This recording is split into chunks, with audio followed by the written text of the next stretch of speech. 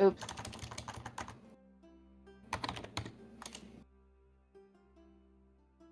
Oh yeah, sorry. Nice. One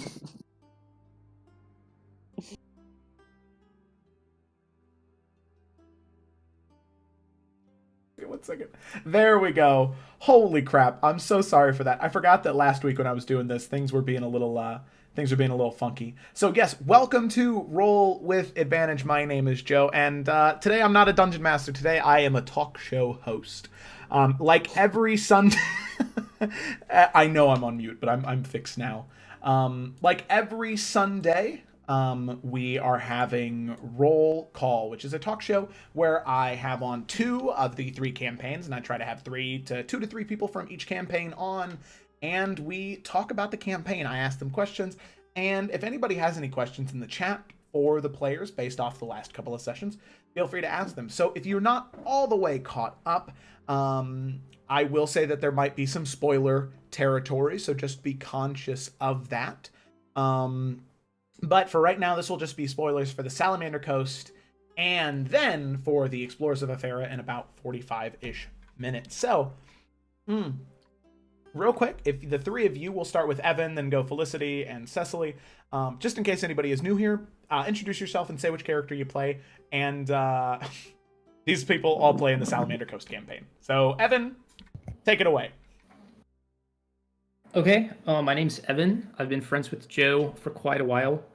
I played in a few campaigns with him. Yeah, he asked me to be a part of this campaign, which I was super excited for. I play Pawasa Inoa, and I think that's all I really have to say to introduce myself, honestly. All right. My turn. Hi, I'm Felicity. I also play in this campaign. I've played in a few campaigns with Joe, and I've known everyone in the Salamander Coast for a while. But I played Bianca, the Blood Hunter Tiefling. Yeah. And then last but not least, my name is Mark J. Judge. I am an emperor and a legend. No, I am. I play Cecily. So I am a 23-year-old human man, and Cecily is a 15-year-old human girl. But you know, we're both humans at least. And she is a like street kid turned sorcerer, and and I'm part of the Salamander Coast, and also part of the friend squad. The other 2 mentioned.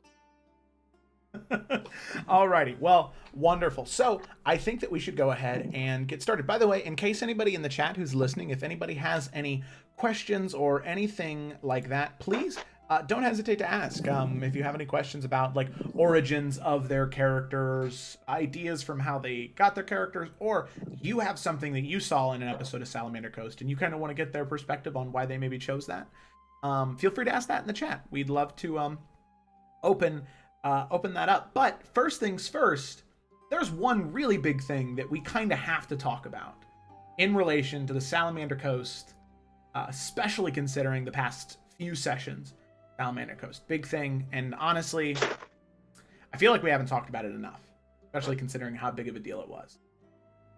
So, that being said, Felicity, what was Bianca's rationalization for killing those horses? Oh geez. I'm just kidding. I'm totally just kidding. We've been over this so much. Really? I thought we addressed this last week. Let's not beat a dead horse, okay? That Bianca happened to have shot. Nice. So let's talk about the big deal. Oh, I know, the dragon is amazing. Oh, that was the other thing I was gonna say is if you guys have names for ideas for him, put them in the chat, and then we'll have a poll next roll call to name him. Dead horses. Yeah, so if you have a name for him, put him in a little doodad, and we'll name him next week. But the real thing we need to talk about is Poe. Poe, man. Pawasa Anoa. Question. Poe. Yeah, we need to talk about Poe because after so many weeks, what is it? Spyro's good. I like Spyro. Blue Eyes Small Dragon, that's good. So after so many weeks of being gone, it was like 4 or 5. due to real life things, which totally makes sense. Poe comes back to the party. So before we talk about how Bianca and Cecily feel about that, I kind of want to know, like, Evan, personally, you. Yes. I know you were really excited to come back because I know how much you love playing D&D. But for you, was there anything you were worried about coming back and playing? Because I know that there's a lot, right? Even 15 or what, session 17 is when you came back, session 18, something like that. It's just, there's a lot going into it. There's a lot of baggage and weight. So what was there anything that you were particularly concerned about? This is Evan, not Poe. Okay, Evan, not Poe. I was just about to ask that. As a player, I think even being gone for one session, it always feels like, okay, there's a lot to come back to and catch up on. And I think as Evan, one of the things that I was worried about, and one of the things I'm still worried about, and I'm constantly reflecting on, even with our only being back like 2 sessions, is, do I even remember how to play Poe? Do I even remember his relationships like with everybody? Because like coming back, there was so much excitement because when we had that one-on-one, which was awesome, and even in that one, the entire time I'm like, I need to remember Poe's personality. Like, I need to remember how important this is to him, or how he would actually respond to different things. And but then like reuniting with the party, I think was extremely awesome, and then also difficult because it's just so much time. It's hard to get the context and remember it, and remember and think how Poe would respond. And for me as a player, Poe is a really weird character to play because he's just very normal. I think like he's not like edgy. Well, okay, arguably he's pretty edgy about some stuff, but like you know, he's like, I think of him as like reasonably lawful good to some degree, or at least reasonably good. How about that? Just reasonably good. Like, he's just like a good person, I guess. And I don't know why that's so difficult for me to play in D&D. Just because it's not like, there's no like trope or gimmick that I can rely on if I don't know how to respond to something. It's not like, oh, he could get really mad here, or he could be really dorky here. It's like, okay, he has to act like a normal person who wants to see good things happen. And it's like, it kind of makes situations more complex than they need to be, I think. I don't know. I never thought about it like this before, but Poe's like the straight man, where he's the guy. He's the normal human being in this group of wacky weirdos. And I think that's really interesting that you say, because yeah, he doesn't exactly fall into, that's the trope he falls into. And I've said it before, but tropes aren't a bad thing, and if you are using them, they're good. But like, Poe's not like a traditional paladin who's like, I am for the law, I am the law. You know, he's not that type of guy.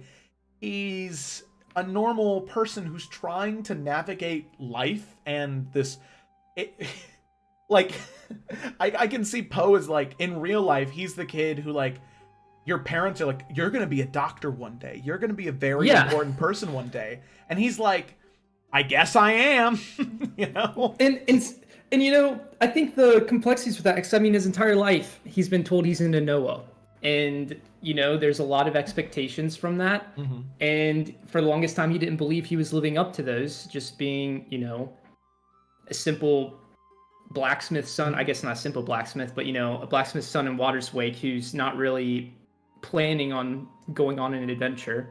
And that's what he was called to do. But I don't know. I think coming back, the real answer, bringing it back a little bit, it's just remembering how to navigate as Poe, and I'm still kind of struggling with that. But outside of that, it's just every time I see an upload of a session when I was gone, I'm like, oh no, another 5 hours I need to catch up on, another 5 hours.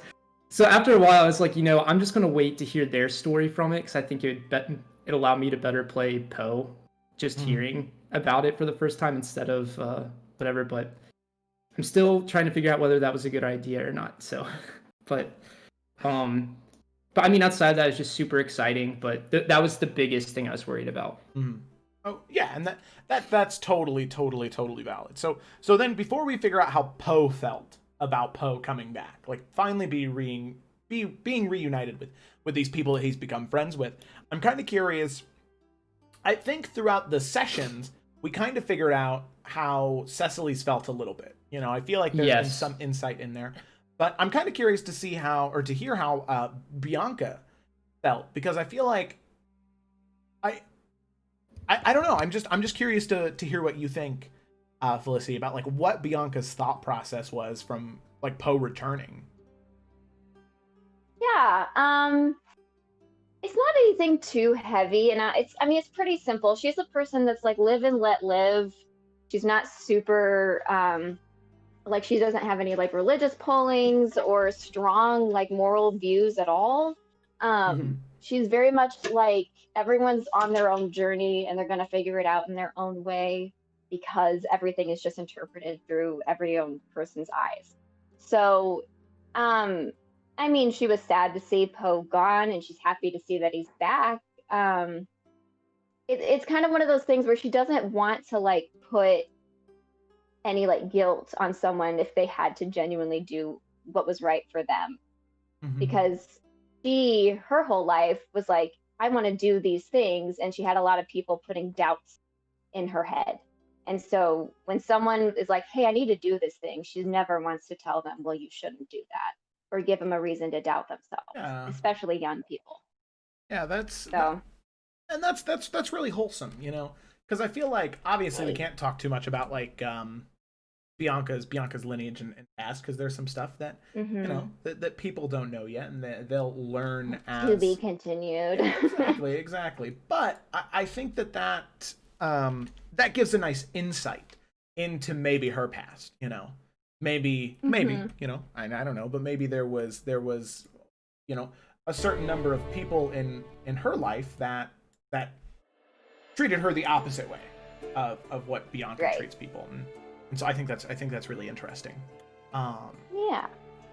Okay, cool. So that's kind of it. It's like she just doesn't want to make Poe feel guilty for feeling like he had to do something that he wanted to, or needed to do.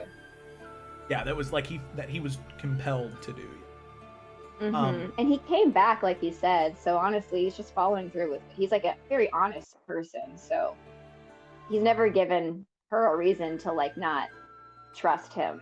So when he says he's going to do something, he does it, and he's only proven that to be true. So. And yeah, I mean, he came back. That's also an important thing. It'd be different if Poe didn't come back. That would be the right. That would be.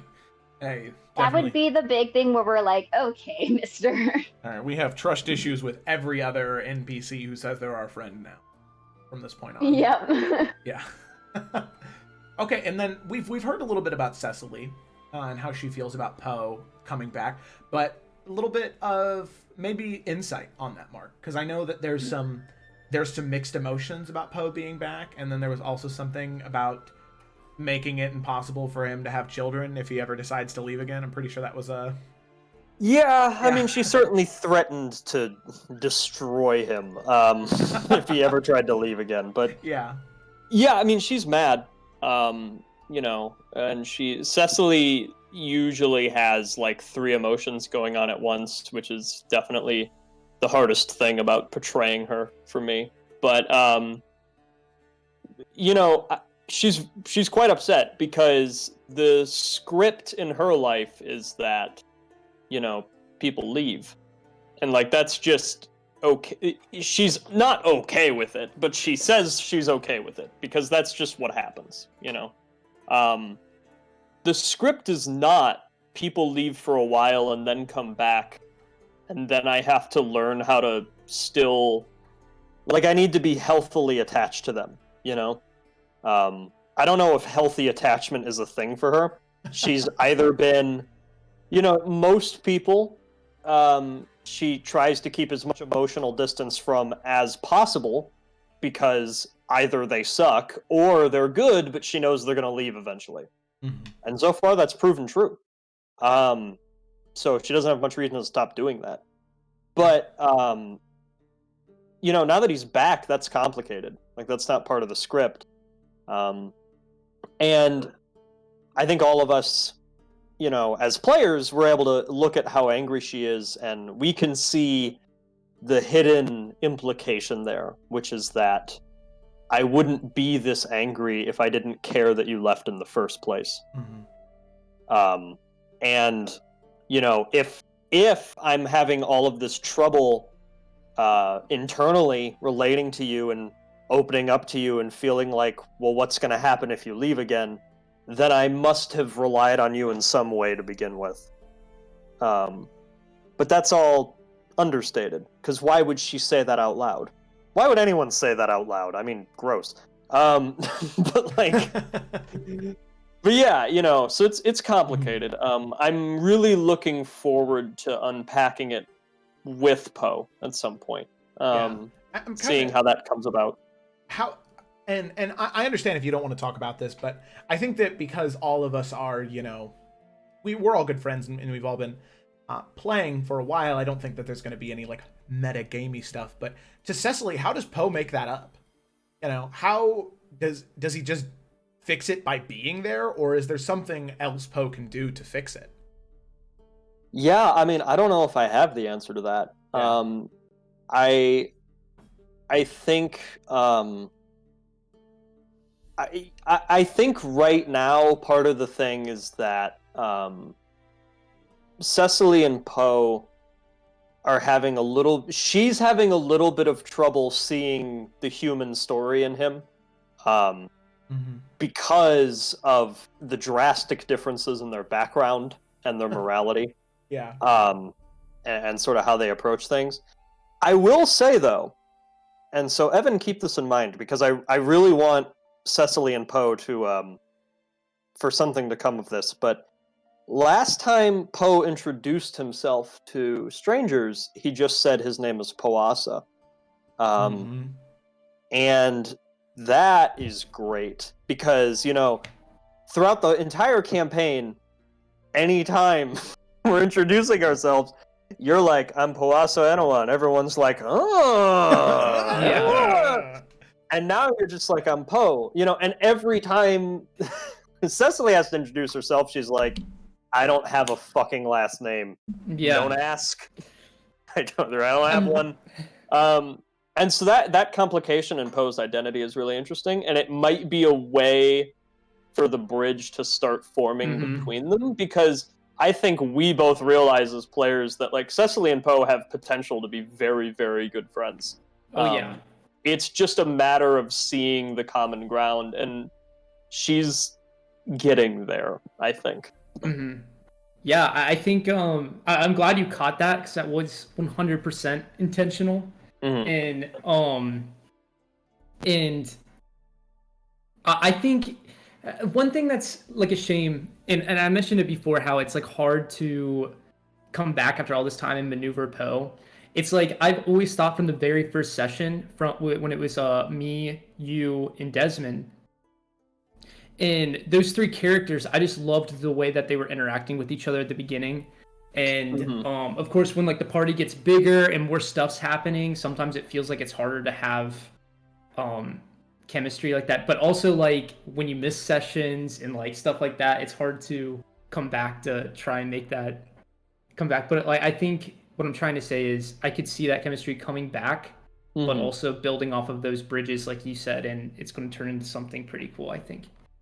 Yeah, I think it's going to be really cool whenever the time is right for that conversation to happen.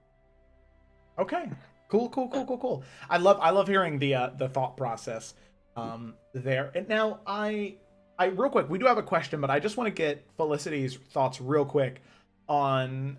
Obviously, I know you said that Bianca's not very judgy of Poe. Like the thing is that he came back, and that's really what matters to Bianca. But is there? So is she like 100% good? Like he never left, or is there still something there that she's still kind of like, or what are you thinking? Well, that's a good question actually, because there is like the dynamic of the group of without Poe now. No, not trying to like make you feel bad, Evan, but like there was like development of the group without Poe. So there is kind of like, because like Bianca became kind of like the all right, I guess I'm kind of the leader now, even though that was definitely Poe's place. Yeah. And so, I think it's kind of like because he's young. I mean, she's young too. Like we always talk like there's the old people and then there's the young kids, but like really, like Poe and Bianca are actually probably really close in like at least mental age than even like she and Ashima are. So like there's like this weird like he's definitely like a leader and she's like, well, I was like kind of a leader. So like maybe like that like curious about his like where his and not loyalty really, but like responsibility, I guess, and like growing as a leader because there is kind of like that, okay, you did step away. A leader doesn't do that. Like you go down with the ship, man. So it's less of like a judgment. It's more of just like a curious about how he's going to keep growing and developing and if she needs to like guide him because she like isn't a leader really. Like I definitely did not make Bianca to be a leader. It just happened on accident. And so I'm wondering if like it's going to be more like a guiding Poe into being a very good leader. You know what I mean? Maybe something like that. Yeah, I like and that's kind of interesting because Ashima serves as like a guiding force for the right. For the I don't even want to say morality of the party, but just for like the group wisdom, like the group's passive wisdom. Like that's kind of what Ashima is. Yes. But then I do feel like Bianca, like Ashima always tries to like mince his words and always is trying to explain things as delicately as possible. And I feel like while most people appreciate that, Bianca really is a type of like say it as it is. Like yeah, that's kind of the vibe that I've gotten is she very rarely minces her words and she'll say what she wants to say. And right. I was just gonna I think that might be something that Poe especially needs, you know, growing up his entire life thinking like, you know, I'm this Anoa, I'm this hero, I have to be a leader, and nobody really like pushing him one way or the other. And I'm really interested to see like, you know, maybe 15 sessions down the line when there is that butting of heads between the and sorry, thank you Shane for the resub. Also him and Mini Me are coming at you. It's going pretty good. Oh. Him and Theodore. Oh gosh. Oh, amazing. So happy. So oh god. Thinking about what that interaction will be like as the butting of the heads between the two sort of leaders of the party, which actually segues into the question that Kayla asked, which is, would you consider Poe like the moral compass or like the leader and face now? And I know you, Felicity, you mentioned the like group dynamic kind of shifting and changing and now being in this awkward transition state now that Poe's back. So I'm kind of curious to hear what you guys think. Like, is he the moral compass? Is he the face? Is he both? Is he neither now? Could he be? Where does Poe stand? And Evan, I'd love to hear your thoughts on where you think he could go. All I know is Cecily and Desmond are neither. And if they end up being, that's a problem. Yeah, what happened? Oh yeah, well, no. I don't know. I think it's funny to hear Poe being. I mean, I don't think it's funny. I think it makes sense. Well, him being considered a leader is very exciting. I know, like, when it was like me, Desmond, and Cecily, it made sense because, you know, he was the one leaving and they were the ones who were like, take us, you know, we need to leave too. And it was kind of, and obviously with the way Desmond and Cecily are, I think he didn't become the leader out of necessarily, like, because he was, like, it was kind of a necessity because, you know, I mean, you saw how things turned out. So it's kind of like, Yep. But then when we met up with Ashima and Bianca, it kind of changed a little bit because it was like, okay, like there's our group and then there's Bianca and Ashima, and after a few like, you know, experiences and the longer we were together, that all meshed together. But it's like, I don't know at what point Poe became considered like the leader, even like a little bit, because most of the stuff we get into, I was pretty much only the leader because I was the one who caused the problems or brought the problems to the party. You know what I mean? Yeah. So like I'm the one who knows what's going on because I'm the one who caused the problem. And I guess like just that in combination of Poe's character, I guess that can make him seem like the leader. But really is just like, I don't know, I'm waiting for a moment where I'm not the one who, which I guess in the situation we're in now, I'm not the one who did cause the problem. So like I am just kind of like on for the ride now because I have no idea what the right thing to do is, you know? Mm-hmm. But yeah, so like I don't know if he's, because I still think Ashima is somewhat like the moral compass. Because I know when Poe, whether I did a good job depicting it or conveying it or not, Poe really does look to Ashima for like for what I think Poe is good at. When he is not sure of doing that thing, he looks to Ashima to see what Ashima would say. Because you know Shima really is, I don't know. I see him looking up to him for that, but I think Poe may have more. I don't know how to describe it. Like, I don't know if like the difference between having like a mind that's good or a heart that's good. I think Poe leans more into like a heart that's good. He doesn't know an awful lot about, you know, reasonability in terms of what's good, but he can feel it in his heart. And I think he acts on that a lot, and that's where you see his unique thing come in. Because Poe is only 16, 17, right? He's not that old. Right. Yeah. Mm-hmm. Yeah. So he doesn't have a lot of intelligence, you know, in terms of like what he knows morality to be, I guess, but he feels a lot. And he has a lot of what am I trying to think? What's the word for this? He has a lot of convictions, maybe is the word. I think like he's very, man, I like there's a lot of empathy with him as well, and it's perfect because like you do play Poe like he is a 16, 17-year-old with magical abilities for like glory and righteousness, you know, because he didn't study in a temple or he wasn't raised by other paladins to have this innate moral compass starting off. He just kind of has to feel what's right, and based off of what the Anoa are, what feels like it's the Anoa way. And I think that's really interesting because that is so teenager. I'm just trying to figure things out right now.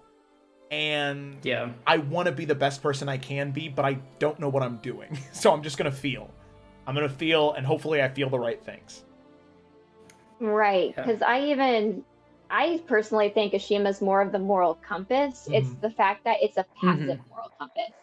Like, we have to actively choose to look at the compass or ignore it. Exactly. Like Ashima's gonna never he won't not do what he thinks is right, but he also won't force us to be anything but ourselves. He'll try and tell us, but like, hey. Yeah. So but Poe will be like he, especially with the wolf, he would have not let anyone hurt that wolf because he felt that was right, you know? Like, it's a little different. He acts a little bit more while Ashima's a little bit more passive. Yeah, I appreciate Ashima's passive mentoring though, because it's honestly, you know, like everyone's got different learning styles, and I think, you know, for Cecily in particular, she has benefited from Ashima's sort of backseat parenting a little bit, where, you know, he'll say something and she'll be like, nah, but then he won't push. So now it's just there, you know? It's like she still has the autonomy. And Joe, I'm sure you know this as an educator. It's like when you're working with teenagers, a big thing is if you take away their free will, then they're not going to listen to you no matter what you're saying. Yeah, much less receptive. Really, they just kind of like, okay, fuck you, I'm done. It's like, okay, all right. And so Ashima knows that, you know? So he's definitely the kind of teacher who's like, hey, you might want to try this. In my opinion, this would work better. And then Cecily gets to go, fuck you. I'm gonna do that because I want to, not because you just recommended it. And obviously, Connor likes that line of thinking because he just sent :3, little cat face. Yeah. I agree, Connor. I agree. Ooh, woo. Ooh, woo. No, you'll summon Gemma, and that's not what we need right now. Oh, whoa. Oh, whoa. Okay, cool. That's I love hearing everybody's thought process on that. Because the Runaways are very different from really any other group, and I think that might be the nature of the campaign as well. But the closest thing there is Coldover Keep, because Coldover Keep and the Runaways, I see more parallels too. But like the Guardians of Fate, no, like there's like no, we're nothing like them. Oh God, we summoned Gemma. Oh no, the Uwu, no! What have I done? Appears behind you. Nothing personal, kid. Uwu. Oh, there we go. Wait, it's all uwu. Always have been. Oh man. Oh God. But I think that it's interesting, and I really love that we can take our time with these characters because the characters that not just you three but Cameron and Connor have made, they deserve time to grow and percolate and really like marinate and fucking vibe together. They really deserve the brine time. Because it's kind of like, not gonna lie, it's kind of beautiful because it's like I get to see my friends become friends again, and it's so wholesome and it makes me really happy. Because you guys just get to fall in love together, friendship wise. And seeing those sort of growing pains that happen when you are becoming friends with somebody. Like I know that we talk about it a lot, but when I was first met Mark and I thought that he hated me because I showed up late to a Headspace read through. Mark told me, he's like, we wouldn't be friends the first time we hung out. I did say that. I can't deny it. Yep. You were like, if we met in high school, what kind of friends would we be? And I was like, I don't think we'd be friends. Yep. And now we're like best friends. And see, but that's, how different is that from, the way that Cecily and Desmond act to one another? Cecily is very much like me. I think people look at the fact that I'm playing a teenage girl and are like, oh, that must be quite a stretch. It's like, no, this is the most at home I've been in a campaign. Like, I'm really just playing amped up teenage me. She's just not as quiet. That's the only difference, really. Yeah. In fact, she's like in the inverse in terms of quiet. She's very loud. Yeah, she can stop talking, actually. Okay, so I don't know. That's just a thing that I wanted to say because it's fun. I think it's one of my favorite things about this style of campaign that we get to do now. Okay, so let's real quick diverge from characters and let's talk about story and sort of the things, the central tension in the campaign. So right, one of the big things now is, now that you guys are on the run from the law, there's a lot of intense choices. It seems like every choice you make from this point on has serious ramifications for not just the rest of this travel arc, but also for the rest of the campaign in general. So I know that all of you, and it seems like players and characters are on about the same page here, that all of you are feeling a little lukewarm about the Brotherhood, where all of you hate Bella Clara for what it is, as players and characters. Well, at least as players, I hope you do. But as characters, everybody seems a little trepidatious. Like you don't want to go in head first. Like you're just kind of testing the waters. So I'd love to hear some elaboration. Like what is Evan makes you nervous, and what is making Poe nervous about these people. So who's feeling what? Talk about our feelings. So Evan thinks the Brotherhood and everything happening in this forest is in the Evergreen Expanse is absolutely awesome. I love the different factions, and I especially love the Brotherhood. Like, me as Evan would be like, let's join this shit. Let's like start a revolution. Let's like liberate Be'laklara. However, Poe, I started, because when this was happening, I was thinking right away, what would someone like Poe, who was living a pretty, I would say, good life, comfortable life, at least in Water's Wake. With his father, he got to talk to so many people. I even threw in there that, you know, he has friends who work for the Guard.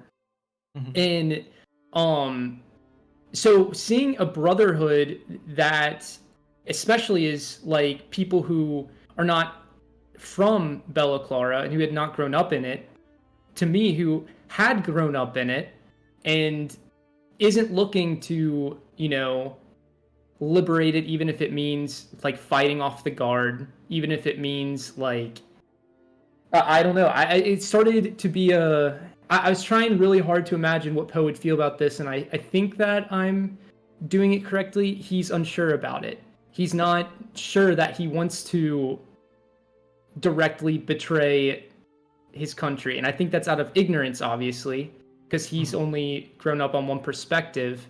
But I was also kind of opening it up to, like, he could still be convinced. It's just Poe he's sheltered, right? That's kind of a part of his story, is he was in Water's Wake the majority of his life, and this is his first adventure outside of it. So he still has that ignorance about him. So I don't think that he would become a part of any kind of revolution against his own nation, I guess. But and I just as a quick side thing, I love the subtle implication there, because Poe, I think, we talked about it already. Poe is the most normal one of the group. And I'm sure that there might be some allegiance there between what Poe thinks and what Bianca thinks, but Poe has a very, like the propaganda worked. Like, it is working because of the way Poe feels about it. He grew up in a comfortable life in a nice city with nice people, and the propaganda worked. He's brainwashed is a strong word with some strong implications. But whatever the next tier down from brainwash is, it seems like Poe is that. Where... Go ahead. Yeah, I think you're right. I think the word that comes to my mind is his experience and how it's been a pretty good life. All the stuff like for country, for Guard, like all that stuff is more of like justification for that, rather than... like, I'm sure a part of him knows that things are pretty, like, some things are bad, and he just got lucky that those bad things, a part of the country, don't affect him. And, yeah, I think a part of being loyal to his country is justification for the good life that he has. But, yeah, Jamie said, like, almost indoctrinated, which I think that's better than brainwashed, where, like, you are committed to it. And there might be times where you could question it later on, but I think like almost indoctrinated, or at least influenced to a pretty good degree, would be an appropriate way to phrase that. Yeah, I mean, it's the town that he grew up in. He hasn't known anything other than Water's Wake, and nothing in Water's Wake that happened to him suggested that it was bad. And so it's like he just has not been exposed to any bad part of Be'laklara yet.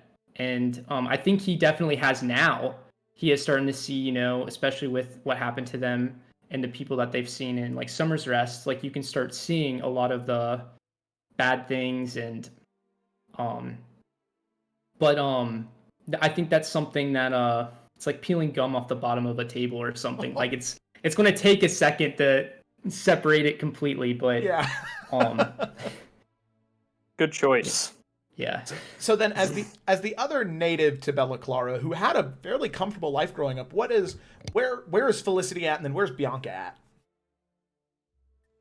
Felicity would also just join the Brotherhood, honestly. Like, anarchy, let's go. They seem cool. They're all fun to talk to. They have lion people. Yeah, let's take down the government. Yeah, like let's just go. I'm all for it. They got Aslan on their side, man.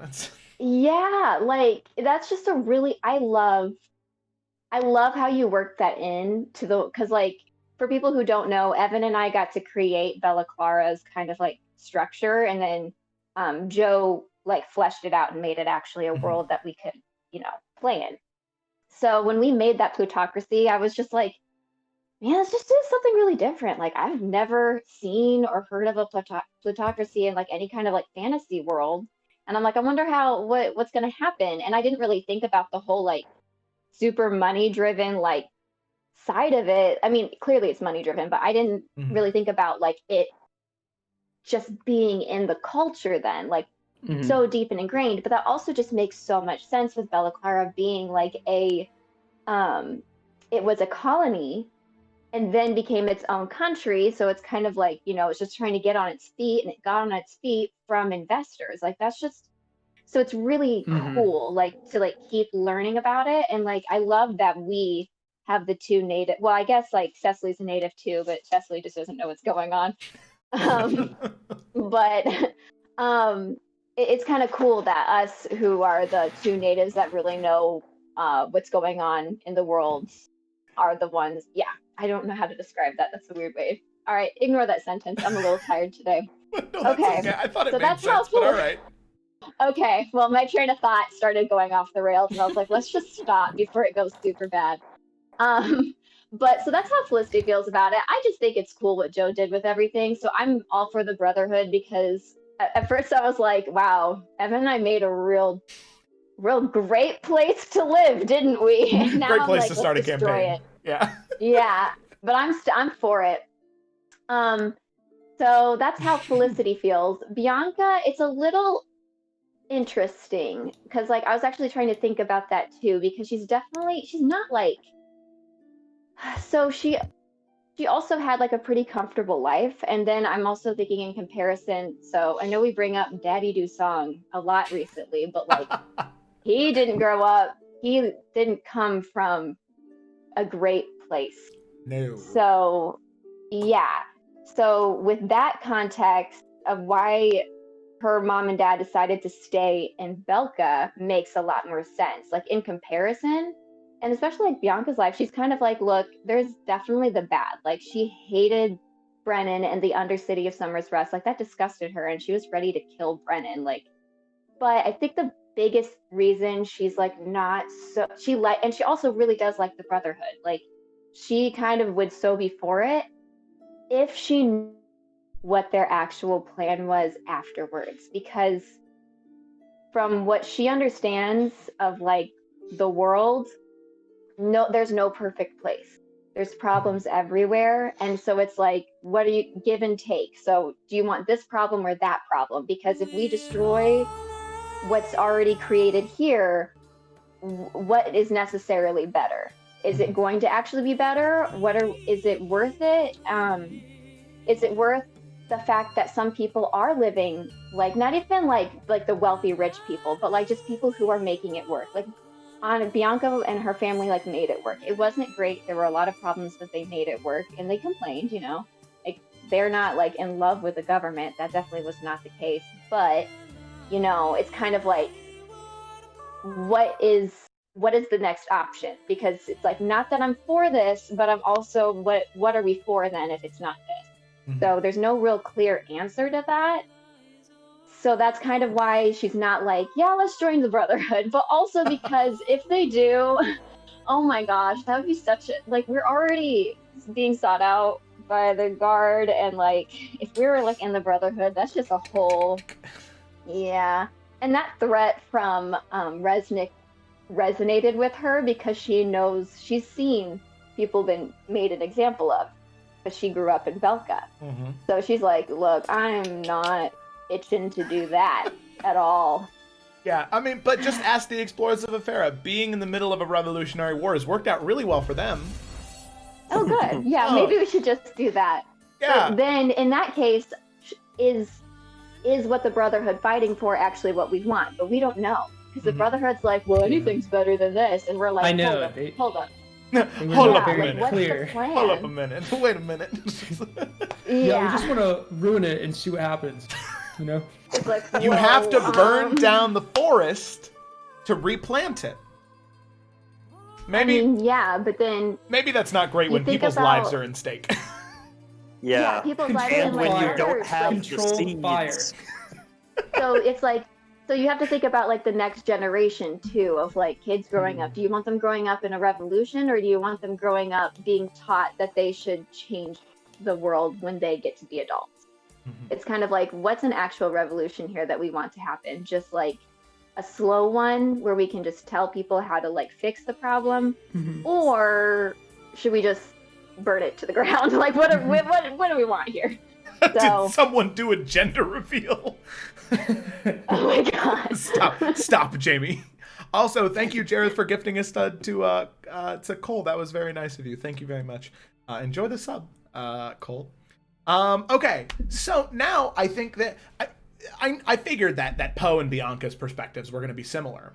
And I think all three of the players here have very similar feelings of the Brotherhood. And I'm sure Mark isn't going to break the mold and say, no, law and order and money is what's most important to Mark. That's what you know me.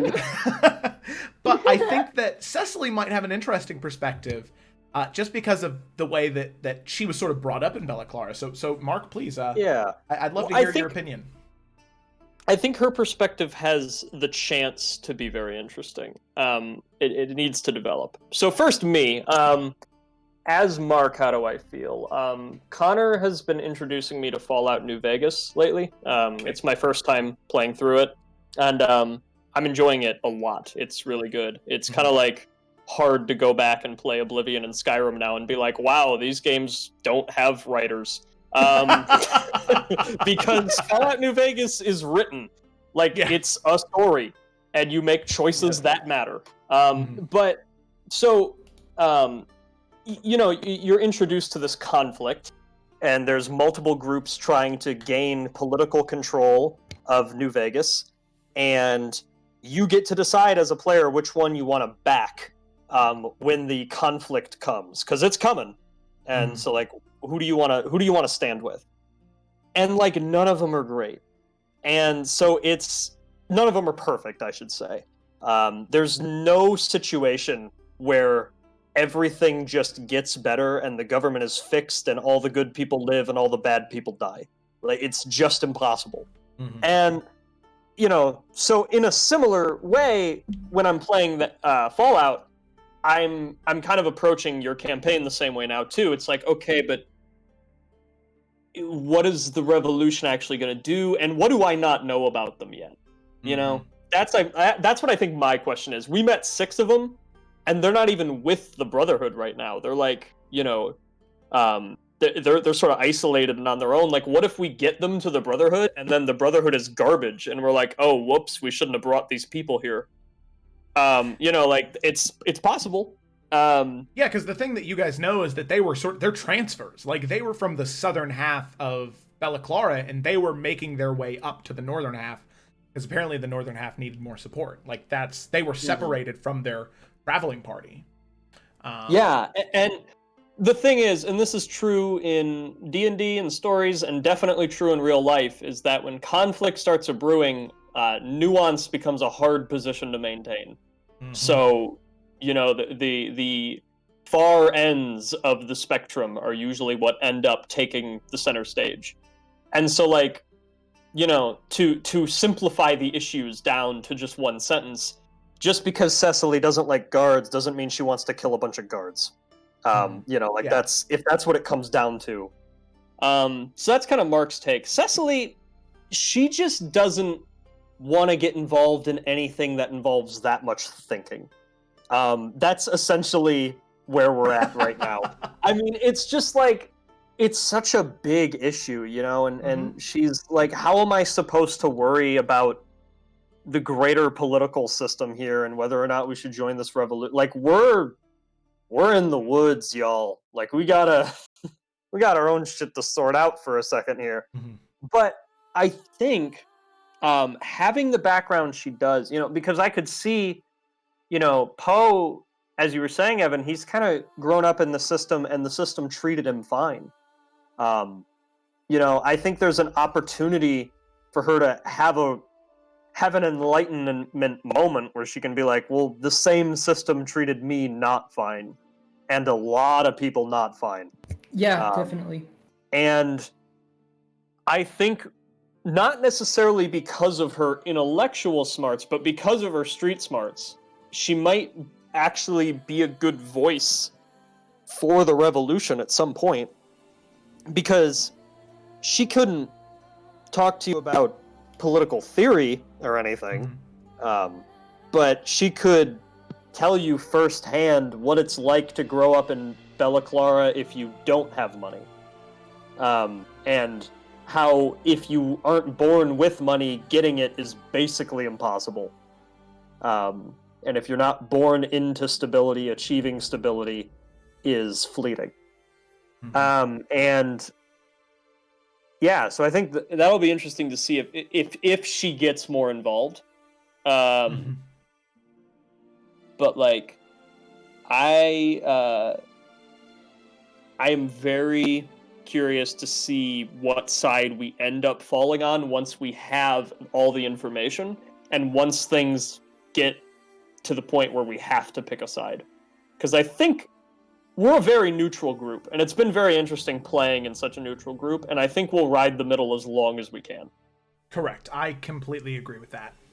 Completely. Yeah. Oh, man. Okay.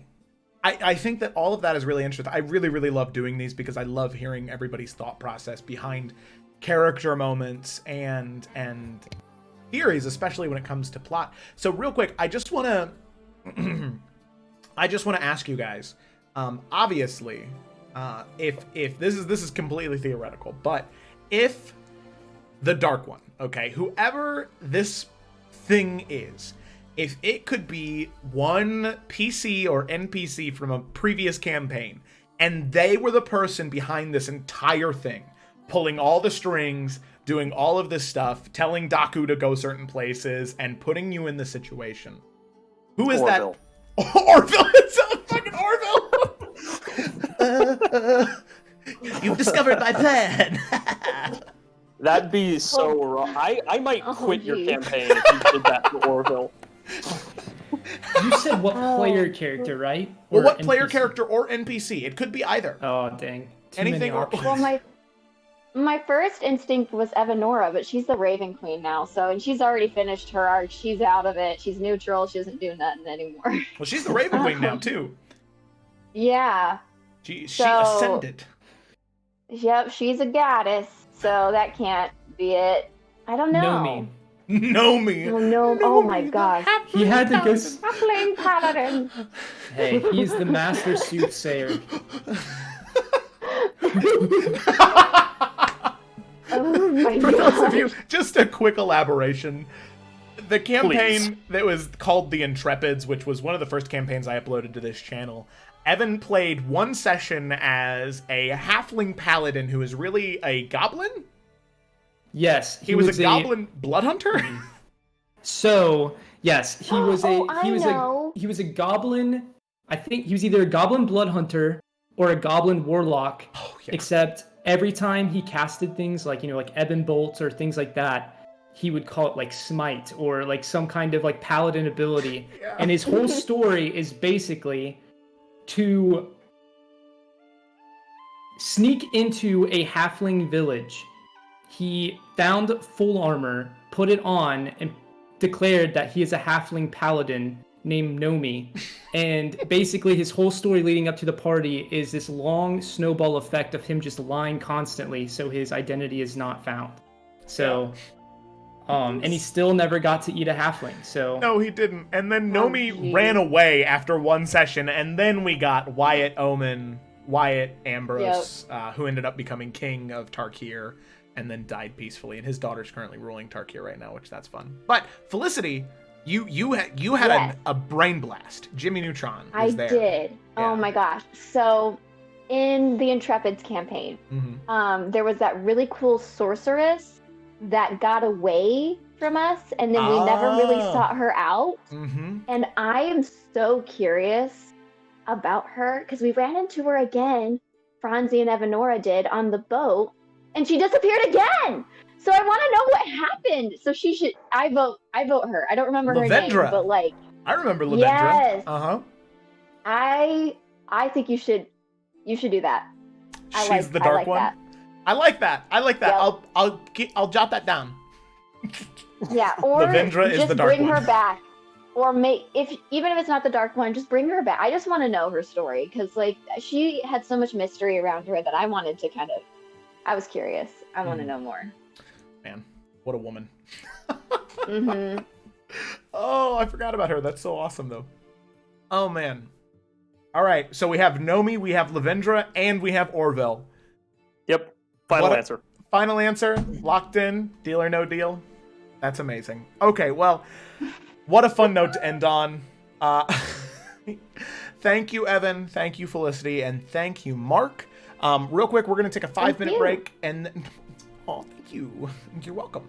Thank you. Yeah. Whoa. Thank you. And when we come back, we will be talking to Jamie and Kayla about the explorers of Afera and the whole entire clusterfuck that has been their campaign the past couple of sessions. So we'll be back in 5, and we'll see you then. Please hang around. Bye.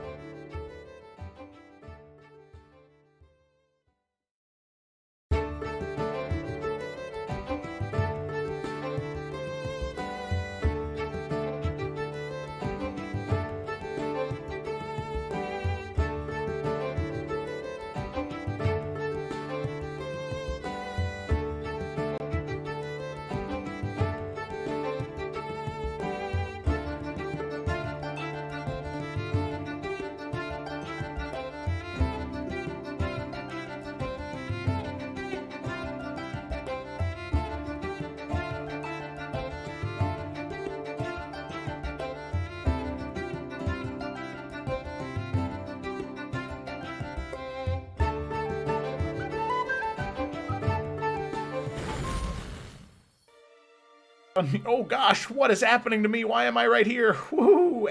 Welcome everybody. Welcome back to the Roll Call, the talk show where we talk about different campaigns and we talk about different characters and what exactly their thought process might be behind things. So, excuse me for just a second while I fix Alex's little. You're telling me my leg doesn't belong in this slide? Alex is just that beefy? There you go. Hey man, all I'm saying is that she and Abby have a few things in common. That's all I'm saying. That's not a bad thing. That is definitely a compliment. So we need to talk about the Explorers of Ephera. So now both of you, well, no, it was just Kayla. You were on not last week but the week before in Isles. But as some people may or may not know, you and Jamie here both play in 2 of my 3 campaigns. So go ahead and introduce yourself, and in the Explorers of Ephera, let the people know which character you play. My name is Kayla, and I play Alex Silverfoot of Logan Silverfoot, Warden of the North, in the Explorers of Ephera. Nice. And then Jamie. I'm Jamie. I play Cyrus, or that's his pseudonym that he's grown quite fond of. His actual name's Zarmia Dragu, but yeah, I play Cyrus. Very cool. So before we even talk about the Explorers of Ephera, I feel like there's something that the 2 of you that we need to talk about at least a little bit. Now that I have both of you, since it's just the 2 of you alone, I kind of just want to hear your perspective on playing 2 different characters at the same time. Like I think that might be something people normally do, but I think you guys are very committed to both of your characters. And I think when you play in multiple campaigns, that same commitment isn't there most of the time, you know, where you have one campaign that's like your main squeeze, you know, this is like your main thing. And then you have another one that's just kind of like, oh, okay, well, this is just kind of the other one that I play in, and it's fun, but, you know, I don't really get too into it. But it seems like both of you get really, really into both of the campaigns, which I love. I'm curious, like, are there ever moments where you feel yourself slipping into your other character during certain sessions, or are you able to keep the line pretty clear?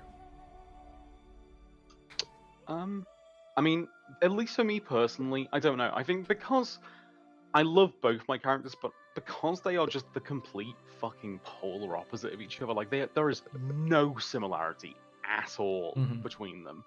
I do find it quite easy to at least differentiate. I mean, there's an element of like stupid jokes and humor with both of them, but that's just because it's me and I like stupid humor. But in terms of the actual characters, no, I genuinely don't find it all that hard. Because I mean, one's a sarcastic, snobby, noble spellcaster, and the other one's like a fucking scruffy pyro who likes to smash shit. So for that, I at least personally, I'm heavily invested into both my characters equally.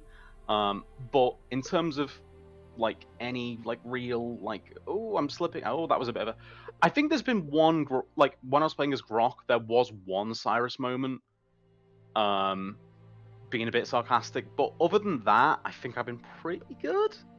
But yeah. I kind of agree with Jamie. For example, within just this campaign and Isles, Alec and Nalfian could not be more different, like, at all. And if they were to meet, Alec would punch Nalfian in the face and just leave him there. Oh, Alec would fucking kill Nalfian. Honestly, like, and it's funny to me because, like I said last week, I'm still getting comfortable playing a character who is just overtly cocky and arrogant and very high on himself all the time, whereas Alec is not. She's super insecure of herself. She's hyper aware of everything that she's doing. I mean, even just the words that she says, you know, like, common isn't her first language, you know? And so sometimes when I'm portraying her, I try to get that across.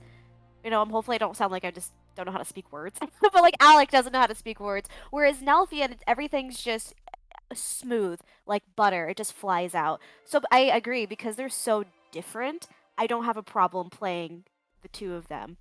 I will say, outside of your world, back when I was playing Remy, who is then also like another polar opposite of both characters, who's like this ball of sunshine and pure happiness. You know, I see her sprinkle in with another one of the characters that I have, Iora, because they're both monks. You know what I mean? So I feel like Yeah. playing different classes helps a lot distinguish the characters, you know? Mm-hmm. But now, Alec and Nalfian couldn't be more far apart. Okay, cool. That was just something that I kind of wanted to ask the two of you, since that's something that both of you kind of go through. Onion Soup actually asked a really good question. Do either one of you have any, like, and one of these is really funny for Jamie. Do either one of you have any pregame warm-ups for getting into character? Is that, like, practicing your voice, listening to music? Is it something else? I wanna start with Jamie, because at least for Cyrus, there's one, like, pregame ritual that I feel like happens every time. It depends if I'm being good or not that week. Yeah. So it does seem to be whenever I play, because I originally I was kind of like, no, I don't think I do, and then as Joe said, he was like, oh no shit, I totally do. So yes, if I'm not being good that week, whenever I'm playing Cyrus, I do tend to make quite a few cocktails. And, like, I'll be there, like, there was a moment, I don't know if it was last session or last week, where, because Cyrus in the campaign is currently sober, and there was a moment where I was saying something on mic, and you just heard my cocktail glass clinking with ice. And the context, Cyrus had given up drinking alcohol, like, until we returned to a different city. So, like, he's supposed to be stone cold sober and dry for a certain amount of time. Yeah. And yeah, hearing those ice cubes clink was so funny, because it was like the liquor's calling him back, but he has to withstand the storm, you know. Okay. So yeah, but besides that, not really. I mean, I listen to the same music every day, for the most part. So other than, like, kind of the occasional cocktails, not really. But yeah, the cocktails get me in the mood. Yeah. And Kayla, I hate to answer this for you, but I do know that every time before we play a Farah, you do sacrifice a goat, trying to really get into absolutely. get into character. I bathe in its blood. And then paint it all over your face. Yeah. If we had webcams on, everybody would be able to see, but the character art does a better job of. So fucking morbid. No, I'm just kidding. No. Do you have anything? For Alec, not really. I don't know. I think I see a slice of. I feel like more of me is in Alec than there is in Nalfian. This is gonna sound weird. With Nalfian, I feel like I have to, like, smile. Like, I have to get that shit-eating grin that he has on my face. So that way, everything that comes out sounds like he's just grinning the entire time he's saying it, because he knows he's a smartass. And then, it made me feel really good, because I remember Ryan once said, Kayla, I feel like you're just smiling every time you say something as Nalfian. I'm like, oh, that's what I'm doing. Thanks for noticing. So I feel like I have to get the right kind of smirk going on, but, like, other than that, there's no vocal warm-ups,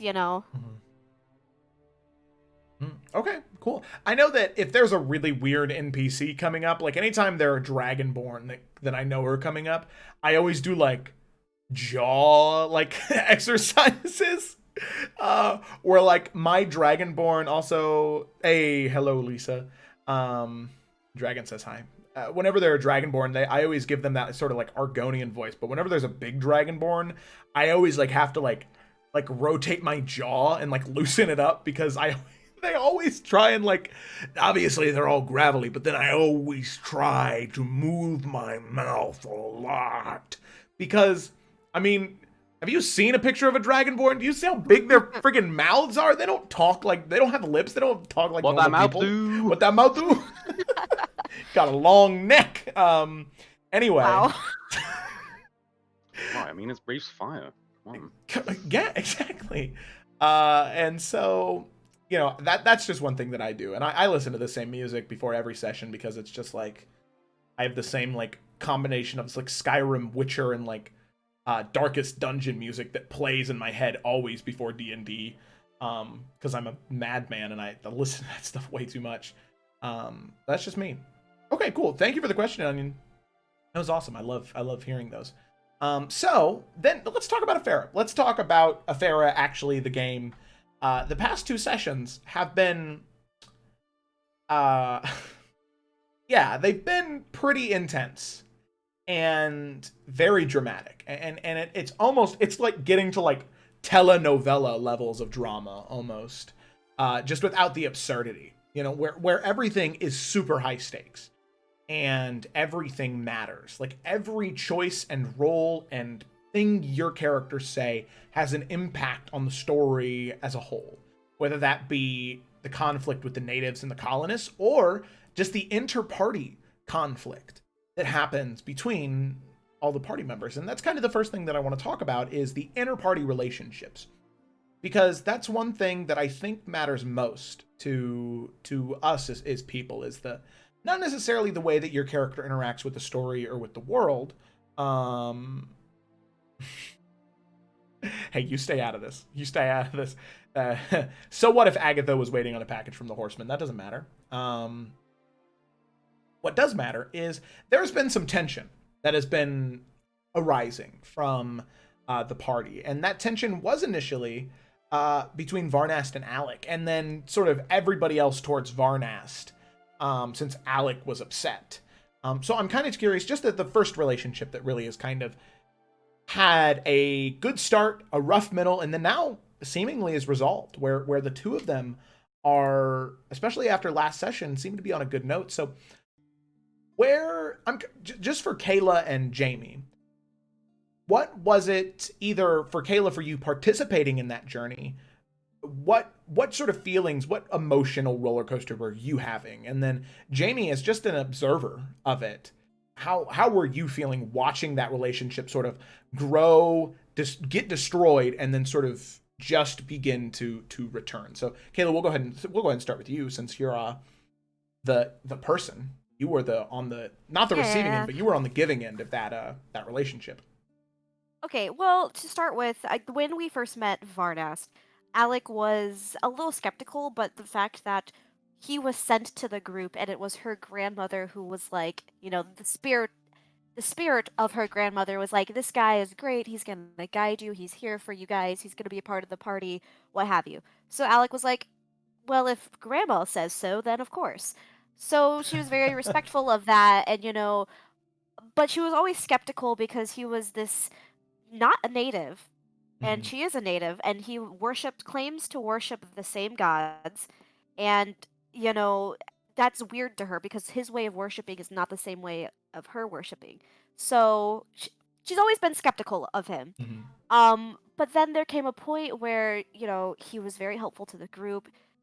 He was making them see things a little differently, combat wise. He was very impressive, and so she was like, this could be good for us as a whole. Like he seems to really care, and maybe he does love my gods as much as I do, and he does respect my land, and what have you. So there was a point where she really respected him, and the night that their relationship changed, she even said that to him right before their relationship changed. She was like, I respect everything you've done for this group, and I envy you. I wish, I'm very happy that you're here and you are a great man, etc., etc. And then moments after that, it was such a sharp heel change. It was. Yeah. Because he had the information that her father was dead. And he had been holding on to that information for a very long time. And he found that this was the time to tell her. And being a 19-year-old who sees her entire friends and family destroyed in front of her, her country, her land, her everything is being taken by these outsiders. Being the daughter of a chief and feeling as though she's not lived up to that, and that she is fated to one day just become a monster, and everybody from the beginning thought she was. Now hearing on top of all of that her father is dead, from the person who claimed to, respect her gods and her ways, how dare him tell her that? Mm-hmm. She was in denial. She was in such denial, and because, playing into that barbarian-esque trope, she was angry. And she's young, she's impressionable, and so she took out that anger and that denial on him, and she said some awful things. And from that moment on, she was like, well, fuck this guy. Like, he's trying to lie to make me feel awful. Like, he has some type of vendetta against me. So, yeah, so that from that moment on, she literally said, don't ever speak to me again or I will rip your throat out, And so there was like 2 sessions or so where they just weren't talking, you know. She was very cold. She was very I think she changed as a person, and I don't think it was necessarily for the better. Yeah. So 2 sessions went on, she was angry, and it was causing a really big, divide in the party. And I think, and Jamie will talk to this, I'm sure. I think that Cyrus and Morganix at least, were empathetic towards Alec. They saw her as a young girl thrust into leadership who didn't want it, then being destroyed all over again. And so they were really empathetic towards that. And Varnas, being, he's older, he's seen some shit himself, was a little bit more, I don't want to say cold about it, but he was just blunt. And, it is Yeah. what it is. Which isn't wrong, but it is what it is. So they were very empathetic. So that drove a wedge between the party because Vardas and Sayla are like, well, Sayla was like, just get over it. So anyway, then the last few sessions came around where, again, Alec was really seeing how Varnas was stepping up and coming up with really good plans and acting like how a leader should. I'm not going to say she's not still envious of that because she wishes she could be a good leader, but they were starting to agree and they were starting to, I don't know, get things done. And I think Alec started to realize, why did I shoot the messenger? Why did I literally verbally murder the messenger? And so there was some moments for her where she started to calm down and realized her mistake. And then, once Jalissa told her the information that she did, and Morganix told her more information about her dad, and it was becoming really clear that none of that was Varnas' fault. He was just the one to tell her about it.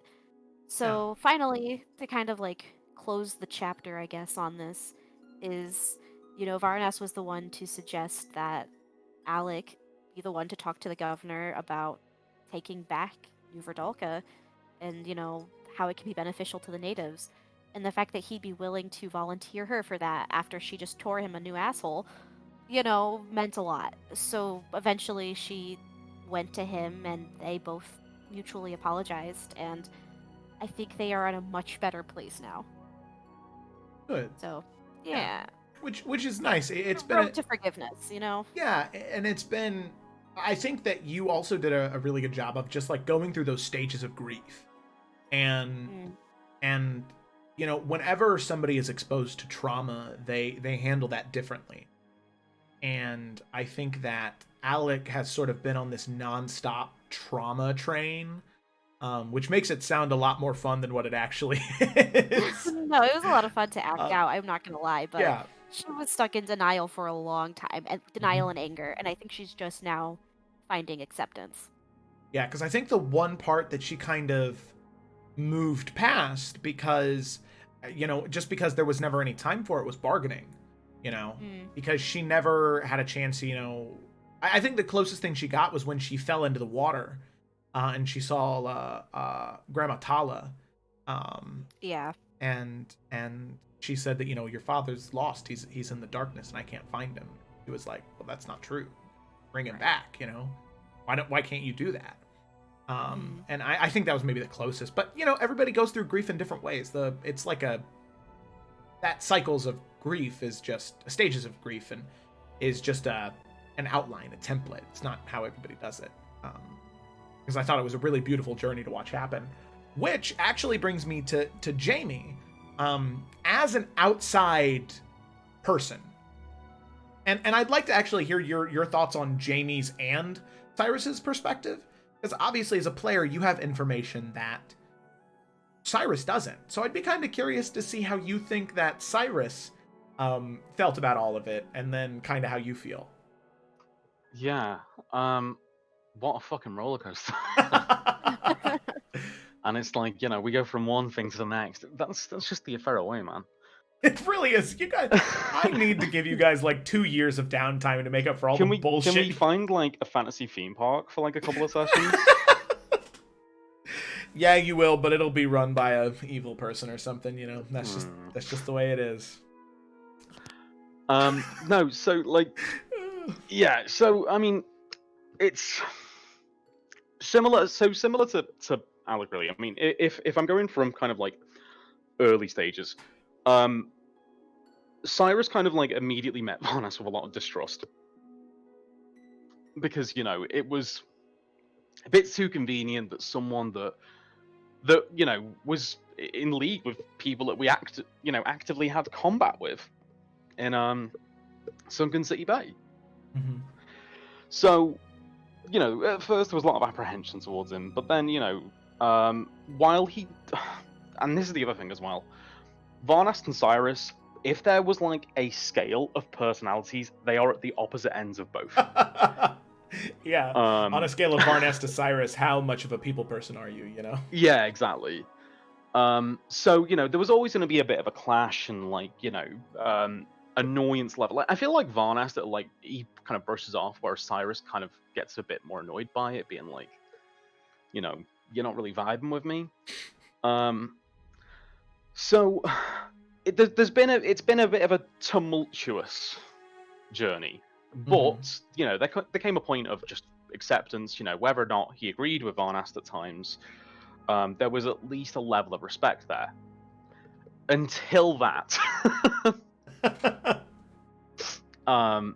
because I mean, okay, so this is where there's kind of the varying levels of knowledge, because Jamie.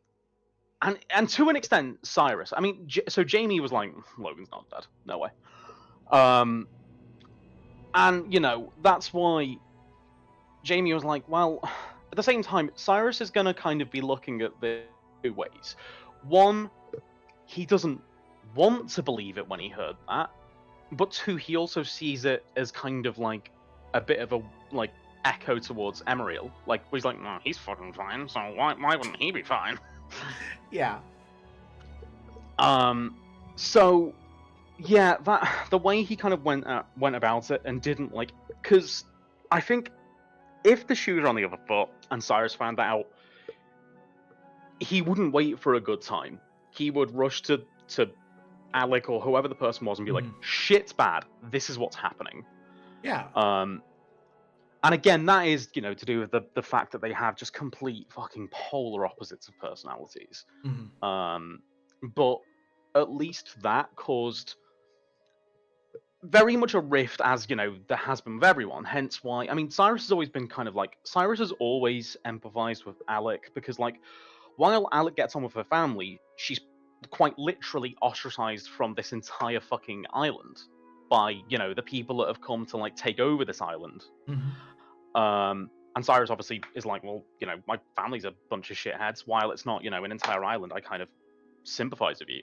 Yeah. So he's always got on with Alec, but then after this, it kind of like is like, nah, I really feel for you now.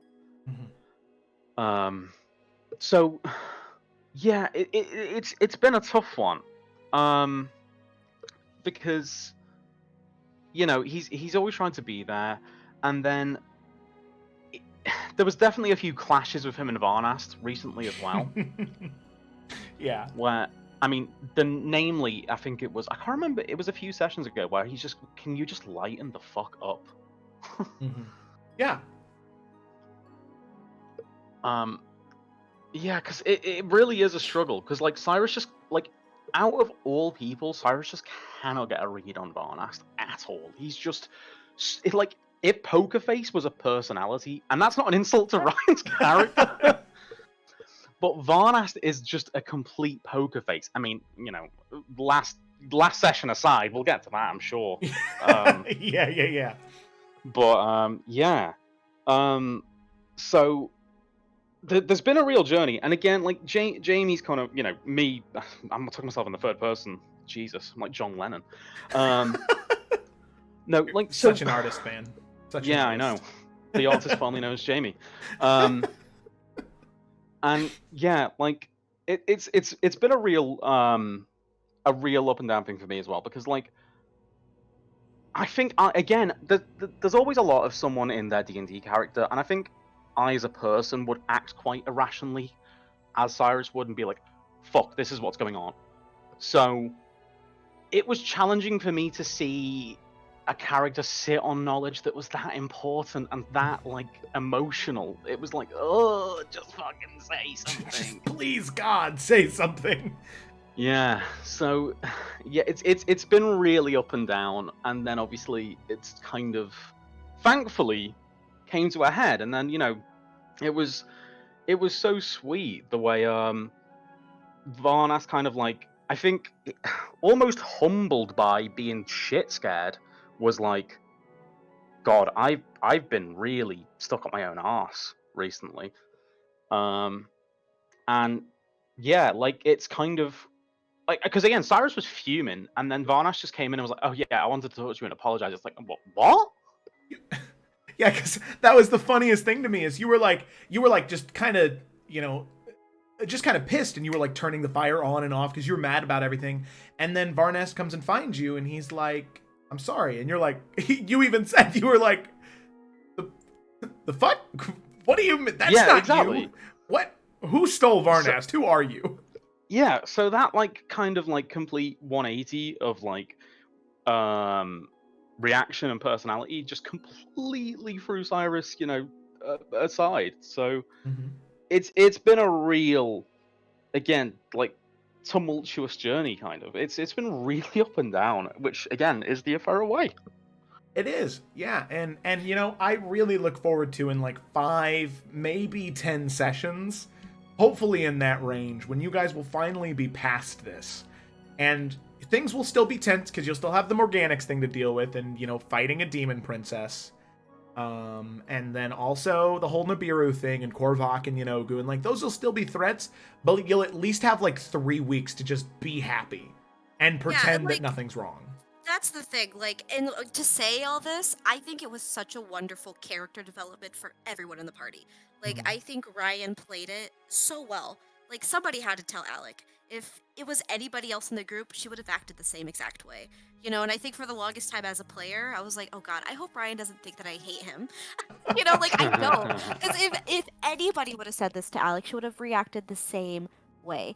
And I think it's so great that, they both butted heads and it rippled effect to everybody in the party. But I think Ryan has played Varnas so well that, he went on his own little mini journey after, having Alec say the things that she said. She hurt him. She hurt him really bad, and he was angry with her about it. He was sad about it.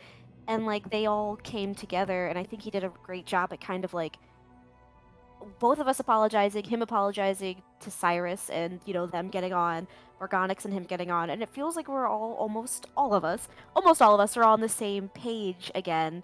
Now we just got to get Sayla on board, and I just feel like this is the beginning of that. Finally we're all gonna be happy, quote unquote happy. Whatever happy means in the Farah, where you can be happy and you can trust the people around you. And at least be happier with people who care about you, and not, even though life is shit, you've at least surrounded yourself with people who are actively going to try and defend you and help you. That's the thing, because again, we've all been kind of like most D&D games, but you're all forced into each other's company through, exceptional circumstances. It's not just like, hey, we went to school together, let's go and go on adventures. Yeah. Adventure time. Yeah. Yeah. No. Also, Amoeba, if I wasn't already running 3 games, you already know. But sadly, I can't. Just run 2 more games, Joe. What are you Just run 2 more games, yeah. Listen, 7 days of the week, Joe. Listen, if this becomes my full-time job and it's sustainable, hell yeah, I'll run 2 more games. I don't care. I'll do it. The only reason I'm not is because I have a job. So let's get me full-time, ladies and gents, and then I'll run campaigns for the community. Okay, so that's character 1 that I want to talk about. Character 2 I want to talk about is, well, she's as cold as ice, and she's got a soft, gooey interior. Shane, let me in. Let me in. But Sayla, where I have an opinion that I want to share real quick, just because I think that there's some validity to it, where, and I want to hear what the 2 of you think about it. Not Alec and Cyrus, but maybe just Kayla and Jamie, where I think that obviously Sayla is in a very tumultuous, very tense spot with the party, where all it takes is it takes one piece of straw to break the camel's back right now, and send her over the edge. And one theory that I have is that if and this was of course out of her control, so this is not any shade thrown or anything like that, but I feel like if she would have, like if Sayla would have actually been there for All's Crossing and the Leaping King, like for that entire time, I almost feel like things would have been easier. Like I feel like there would have been some type of development there, you know what I mean?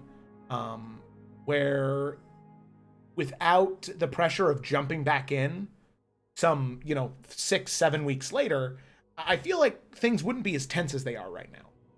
So I kind of going back to how you and Evan had the same conversation earlier. I'm sure that it's hard to just jump back in after missing so many sessions. Oh yeah. So I was really vibing when Evan was talking about it, because I'm like, I'm sure that's how Sarah was feeling, having to wait for so many sessions and choosing whether or not to like watch the sessions you missed or just kind of hear what's been happening, but like it's different because Evan or Poe went off somewhere, but Sayla was still technically with us, quote unquote.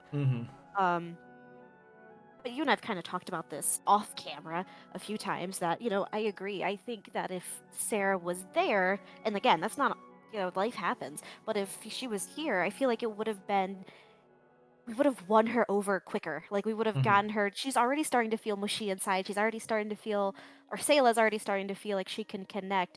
But I feel like if we had more time before this happened, maybe this moment wouldn't have been the decisive turning point. And just for some context for those of you listening, where Sayla's character is from, there was this angelic being known as the Angel who ruled over everything. But she was kind of a terrible person. So Sayla hates anything that has to do with Aasimar or angels or what have you. Any divine being at all, really. Yeah, and so now our group is, aligning ourselves with it and with one, and she's reacting quite negatively to it. So I agree with that. But Jamie, what do you think?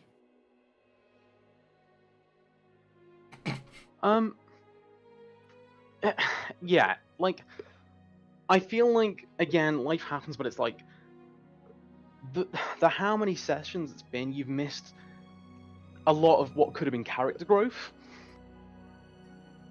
Right. And so there's like maybe a need to maybe almost to like play catch up, not to speed anything up, but to kind of try and still have there be conflict, but work towards a resolution. Yeah, I think so, because like, I mean, just for our All's Crossing, and then getting back the Leaping King, we've gone through this whole, oh, your dad's dead. I mean, that's kind of. Oh, lol, your dad's dead. Lol, your dad's dead. Yeah. But like, throughout all of that, there's been so many moments. Like, there's been Cyrus's like kind of reluctant promise to not fucking drink, trying to being a fucking truly appalling teacher to try and teach someone magic, and like he's possibly the worst person you could have to teach anyone anything. But every single character has had these moments that have kind of like given their character to grow, and by no means is this like a slight to Sarah, because again like we've echoed a few times, life happens, but I feel like because of that character's not had a few moments that could have been steps towards chiseling through the fucking 10 feet of concrete around her. Yeah. And I think it's happening now. Like, now we are finally getting to it, but it's happening at such a crucial part. Yeah, exactly. And then it's like, and then if we get to what happened last session, Cyrus is pissed. So then, right, we have this moment where it's like things are tense. They're very, very, very tense, and it almost seems like that if Sayla feels like she's being ignored anymore, that she'll just bamf out and away, and she'll leave. Now, I think obviously myself, Kayla, and Jamie don't want that to happen, right? No. No. So then, what is Alex, or what is Kayla's thought process through Alec, and what is Jamie's thought process through Cyrus to try and prevent that? Because obviously your characters, because of everything that's happened, they might not care one way or the other. And I think that's kind of the stance of the party is like, you're either with us or you can leave. But obviously this game is a cooperative storytelling game. So how does Kayla or how does Jamie, through your characters, try and prevent that from happening? You know, because it's easy just to kind of be like, nah, whatever. But Yeah, we're telling Kayla a story as a player together. absolutely doesn't want that to happen, and Alec doesn't want that to happen. We've all, been through so much, and like her mindset, we are a tribe, and a tribe doesn't just let one member walk off into the woods alone. Yeah, They Ohana just means don't. family. Exactly. Yeah. So right now, the biggest tension seems to be coming from Sayla and Morganix, and then even just recently, Sayla and Cyrus now, and I had a great DM once say to me, as a group, when other people were going through something, you got to find a way out of it. Mhm. It's great to have the drama. It's great to have the, characters really butting heads. I mean, look at Varnas and Alec. It was real rough, but we found a way out of it. And it's fun to play through the heated moments, but at the end of the day, it is a cooperative storytelling, so we have to find a way past it. And I know we will. So what can we do to actively help the situation? I think Alec would just try to. How can Sayla feel like she is being valued in the party? And I feel like that's the issue. Is not Sarah, because she's Sarah's vibing, but Sayla doesn't feel like she is being heard. So like that's her thing. She's pissed because we've to an extent the party's kind of disregarded her feelings towards this angelic being because, for the greater good. So maybe in this upcoming mission that we're trying to accomplish, can we find something that Sayla can do to really showcase her skills and to show her and prove to her you are needed. Like you have such a unique skill set that this group needs, and like maybe we can get her to really prove that with, maybe we sneak into the Golden Cove and she's the one to lead that. And she really wants to be the one to take out Agatha. So like I think if she was to have that moment, it might help solidify her, us needing her in the party, But that's a Kayla Alec thought. Yeah. No, and I get that, and I think that's a really good way to do that, right? Have her lead the way, and then have her, right, as somebody who was an assassin, and I think that's something that kind of everybody in the party maybe already kind of put together, because you don't get that good and not have a past at least vaguely related to that. Right. But I think that giving her something to be good at and really not to bring more like student metaphors into it, but it's very similar where it's like so often she's had her autonomy taken away where she doesn't feel like she has a choice, so then she just kind of says, well, fuck it, I don't want to do it anyway. So giving her the choice and the chance to do the thing she's good at might be a way to have her not only want to stay because she gets to do the thing she's good at, but also maybe start to tear down some of that wall, right? She already had her Shrek moment. She built her wall, and now she's got to take it down. That was a Shrek the Musical reference, Jamie. Maybe you know if you watched musicals. Hey. Well, there you go. Anyway, so what about Jamie? Where's Jamie's thought process with Cyrus right now in terms of his relationship with Sayla? So, this is a tough one. Because, for Cyrus, it's been, I mean, for multiple sessions, Cyrus has always, like, tried to get through to that gooey center himself, even. So, like, there's been so many times where he's just been fucking around, just teasing Sayla, just to try and get in, and just try and be... Not even be nice, but just kind of fuck around in a way that she might find funny, or at least enjoy, because that's what Cyrus does, man. He just likes the vibe. And then, obviously, that blow up of not just the comments about the party itself, but then specifically just disregarding Cyrus's plan really fucks him up. So for Cyrus, it's gonna have to be kind of drastic, because like it's not quite the straw that broke the camel's back, but it's not far from it in terms of like, because the issue Cyrus has got in terms of Sailor, there is a bit of a moral dilemma there as well. Yeah. Because, like, it's not just the method of the things and all of that, it's the pleasure in it he struggles with. Yeah. No, I get that. I actually, that makes a lot of sense for somebody like Cyrus, especially. Where, like, Cyrus has his vices, but his vice has never been literally murder. No. Yeah. Except for that one time. Yeah, except that one time. We won't talk about that. But that's proved useful, potentially. It has. Yeah, no, if you were going to randomly murder any guy, not randomly murder, you were provoked, you were defending yourself. Yeah, self-defense, even if I hit first. We don't talk about it still. Yeah. Sorry, shot first.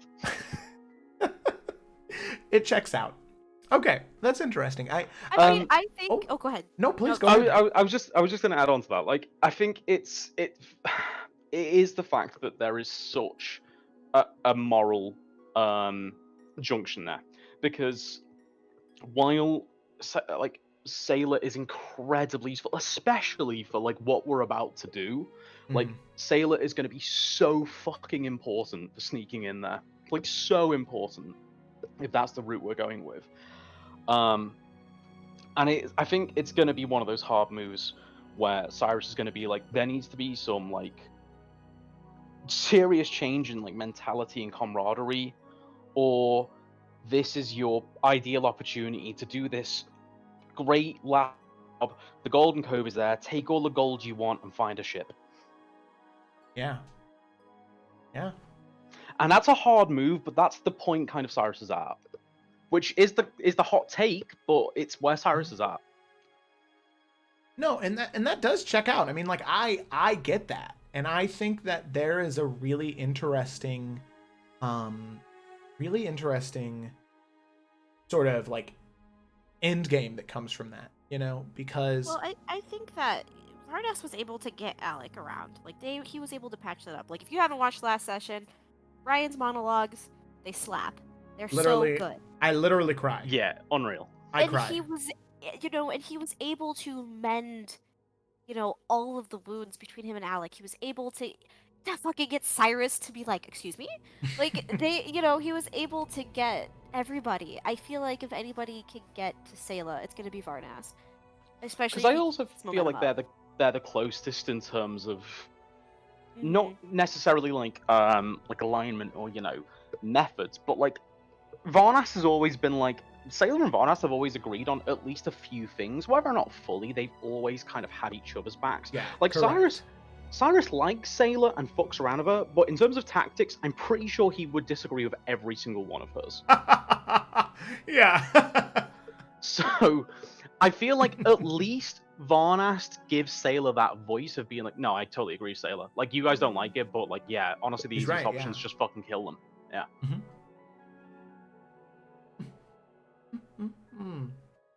Very interesting. Very interesting.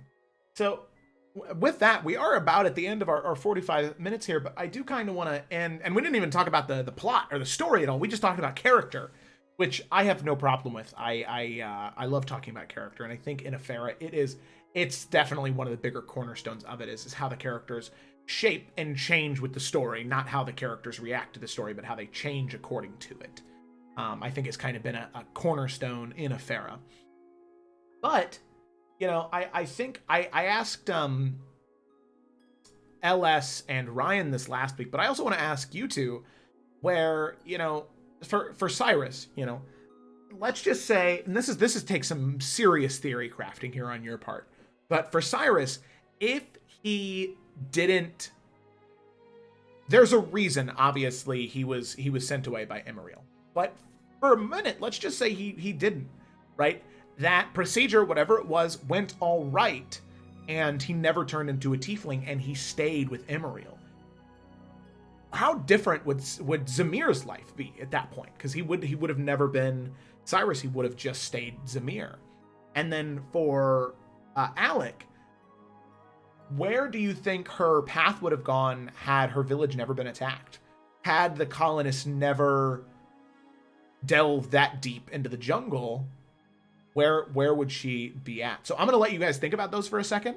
Let you think on that while I just quickly, anybody who's listening or watching right now, if you have any questions that you'd like to end with, drop those now. But if not, thank you for tuning in to Roll Call. It was awesome to have everybody here. I love doing these, and this will be a consistent thing that we do every Sunday, provided we can get the people to do so.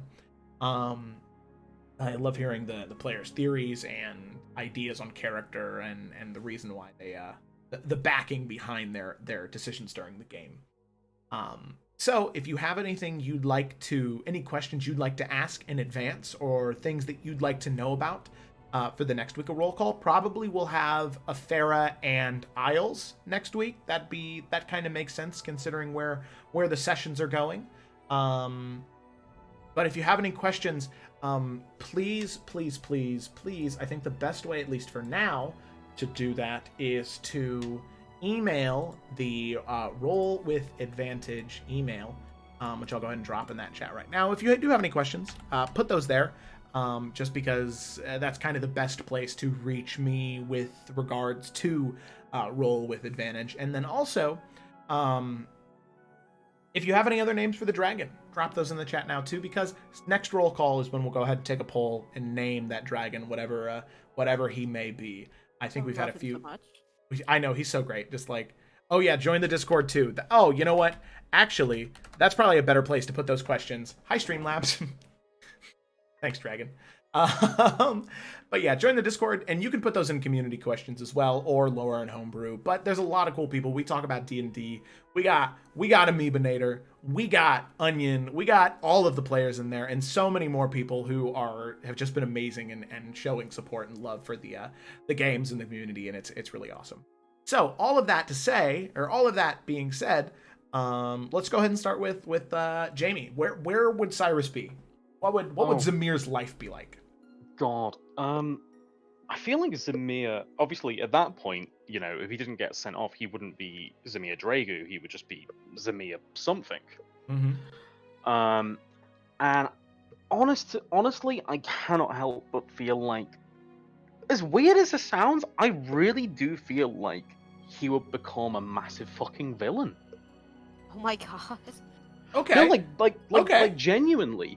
So like if we're going like real like theory crafting big brain time, if Cyrus, in terms of like when Emeriel like was like, holy shit, like this one's like chaos is like, this one goes to 11. If he really was that powerful and managed to channel it, as intended, and if it did all go correctly, combined with his like his personality and like kind of narcissism, if you will, has only been mellowed out by his circumstance and the people he's with. If that was never kept in check and he was this kind of like spoiled narcissist, but a level of like power that was unmatched, I think he'd be like a pretty fucking bad person.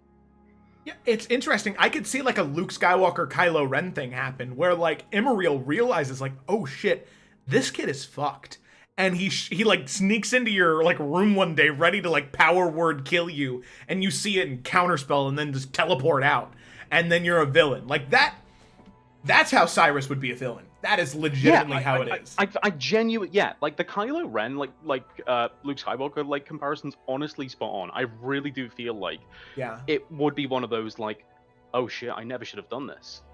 This is gonna be awful. So yeah, I really do feel like he could be a pretty terrible villain. Oh, that's awesome. I love that. Oh man. Okay, cool. And then last but not least, Kayla, where'd Alec be? What would her life be like? Honestly, it'd probably be the exact opposite. Because if none of that ever happened, I feel like whatever relationship her and her dad had before all this went down, I feel like eventually they would have mended things, and she would have took over, rightfully so, as the chief of her people. Like, she would have grown to accept it, and like, I think it's interesting because I feel like the end game story at the end of Affair, when that happens, which I don't ever want it to happen, but when it does happen, I feel like Alec is going to be a better leader than she would have if none of this would have ever happened. Oh, for sure. But I feel like that's where she would have been, if But I feel like because of who she is now and all the experience she's going with now, she'll be such a better leader, and her people will prosper way more. But in an alternate universe, she'd just be vibing as chief of her people and doing what she can. Yeah. Okay. Cool. Alrighty. Well, those are some great answers. It was just, honestly. It's a lot of fun to talk about it. We talk about it a lot off stream, which is to echo Jamie in the chat. Please join the Discord, because there is so much that we talk about, and there's so much theory crafting, so much hypothesizing that we do, and it's a lot of fun. We also have an entire chat for cute ass animals. So why would you not want to be a part of that community? So thank you so much for watching. I hope that you have enjoyed as much as I have, and as much as we have talking about this stuff. So yeah, I think that is it. So thank you, and I hope that regardless of where you are, I hope that you have a great rest of your day, and come back on Tuesday, Friday, or Saturday for either the Salamander Coast, the Explorers of Ephera, that's what these people are from, or the Isles of Iverion. All of them worthwhile, and all of them a lot of fun to DM for. They're all pretty great people. So, with that, thank you, and I suppose then we will see you on Tuesday. Alrighty, have a good one, everybody. Farewell! Bye.